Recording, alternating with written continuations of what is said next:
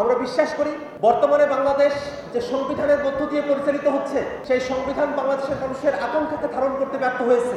এই সংবিধানে রাষ্ট্রের যে 3টি অর্গান রয়েছে এই 3টি অঙ্গের মধ্যে ক্ষমতার ভারসাম্য নিশ্চিত করা হয় নাই। প্রধানমন্ত্রীকে এমনভাবে ক্ষমতায়ন করা হয়েছে যার ভিতর দিয়ে সাংবিধানিক প্রক্রিয়াতে একজন প্রধানমন্ত্রী এই দেশে স্বৈরাচারী হয়ে ওঠার সুযোগটা পায়। সংস্কারের যে উদ্যোগগুলো গ্রহণ করা হয়েছে সেই উদ্যোগগুলোর সঙ্গে আমরা আমাদের সংহতি ব্যক্ত করেছি। বাংলাদেশে যে গণহত্যা সংঘটিত হয়েছে সে গণহত্যার বিচার বর্তমানে সব থেকে কাঙ্ক্ষিত বিষয়। যদি গণহত্যার বিচার করা না হয় তাহলে সময়ে সময়ে স্বৈরাচার ফেসিবাদী যারা আছে ভবিষ্যতেও তারা বাংলাদেশের রাষ্ট্র ক্ষমতাকে দখল করে এদেশের বুকে আরেকবার তারা গণহত্যা, খুন, খারাপি, রাহাজানি চাপিয়ে দেওয়ার মতো সুযোগ তারা পেয়ে যাবে।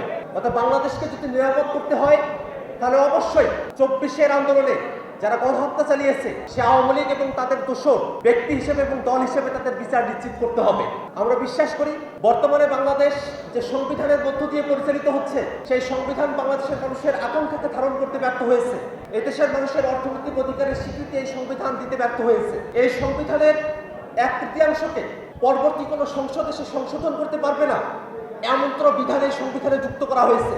এই সংবিধানে রাষ্ট্রের যে 3টি অর্গান রয়েছে এই 3টি অঙ্গের মধ্যে ক্ষমতার ভারসাম্য নিশ্চিত করা হয় নাই। প্রধানমন্ত্রীকে এমনভাবে ক্ষমতায়ন করা হয়েছে যার ভিতর দিয়ে সাংবিধানিক প্রক্রিয়াতে একজন প্রধানমন্ত্রী এই দেশে স্বৈরাচারী হয়ে ওঠার সুযোগটা পায়। লিলি হালাল বিউটি সোপ, বিএসটিআই কর্তৃক সনদপ্রাপ্ত দেশের প্রথম হালাল বিউটি সোপ, দীপ্তিময় উজ্জ্বল ত্বকের জন্য।